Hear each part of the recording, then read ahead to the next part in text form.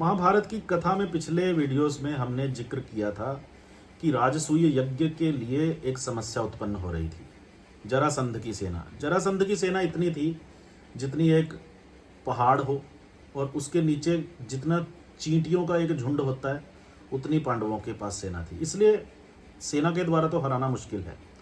दूसरी चीज ये है कि जरासंध को 8 वरदान मिले हैं चंड कौशिक मुनि से। वो 8 वरदान अलग अलग हैं, परंतु उसमें सबसे महत्वपूर्ण है कि ये ब्राह्मण भक्त होगा, ब्राह्मणों की कदर करने वाला, उनकी आज्ञा का पालन करने वाला, एक दानी सज्जन होगा, और योद्धा तो होगा ही, वीर होगा, और साथ में जो जयद्रथ के साथ सेना के द्वारा युद्ध में लड़ेगा वो उसे परास्त नहीं कर पाएगा। सेना शस्त्र आदि के द्वारा जरासंध को कोई भी परास्त नहीं कर सकता। तो इस प्रकार से अजेय हो गया जरासंध।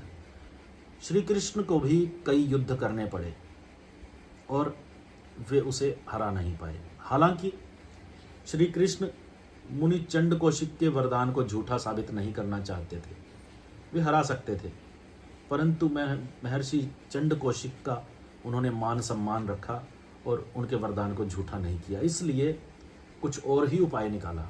अब ये उपाय क्या था कि अर्जुन, भीम और श्री कृष्ण तीनों जाएंगे, निवेदन करेंगे उस जरासंध के पास जाकर कि हम आपसे द्वंद्व युद्ध करना चाहते हैं, आमने सामने का युद्ध बिना किसी हथियार के।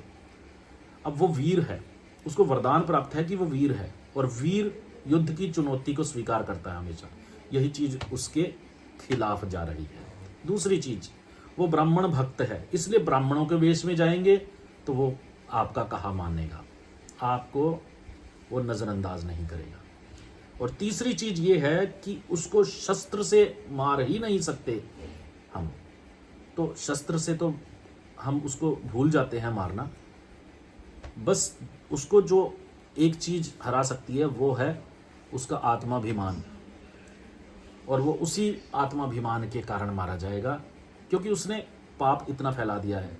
84 राजाओं को बंदी बना रखा है पशु की भांति, और वे सभी नरेश हैं।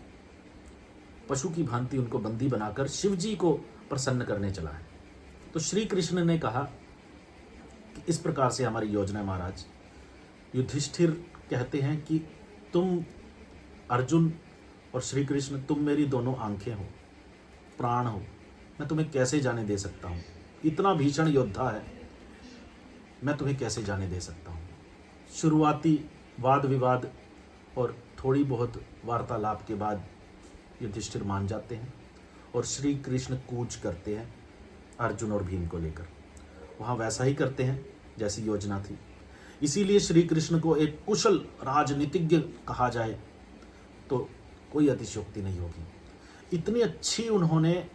इतनी अच्छी प्लानिंग की है जरासंध को मारने की, इसका कोई भी जवाब नहीं है जरासंध के पास। जरासंध के पास गए, वहाँ से निवेदन किया और जरासंध मान गया कि द्वंद्व युद्ध के लिए मैं तैयार हूँ, परंतु तुम तीनों में से मुझे युद्ध लड़ना पड़ेगा। तो श्री कृष्ण, तुम्हारे साथ में इसलिए नहीं लड़ सकता क्योंकि तुम तो रण से भागे हुए हो। अर्जुन के साथ इसलिए नहीं क्योंकि वो मेरे मेल का नहीं है, वो तो बालक समान है। ये भीम जरूर हृष्ट पुष्ट है कि है मेरे बराबर का लगता है, इसे मारने से मेरी शोभा हो सकती है। तो वो युद्ध शुरू होता है और युद्ध कई दिनों तक चलता है। भीम भी थक जाते हैं, उसको मारने में इतना थक जाते हैं कि हताश हो जाते हैं। फिर जाकर श्री कृष्ण युक्ति बताते हैं कि इसको कैसे मारा जाए।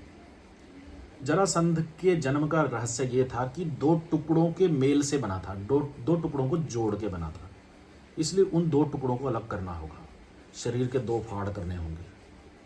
और भीम वैसा ही करते हैं और फिर जरासंध मारा जाता है।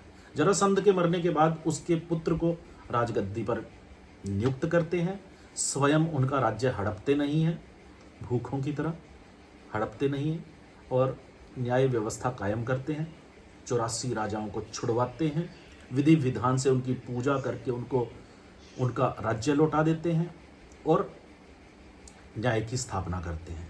इस प्रकार रास्ता स्पष्ट हो जाता है राजसूय यज्ञ का, जो पूर्वजों ने, पांडवों के पूर्वजों ने निर्देश दिया था पांडवों को करने के लिए। आगे राजसूय यज्ञ में शिशुपाल का वध होगा। उसके पश्चात इनके राज्य को देखकर ईर्ष्या उत्पन्न होगी दुर्योधन के मन में, और फिर चीरहरण आदि के प्रसंग आएंगे।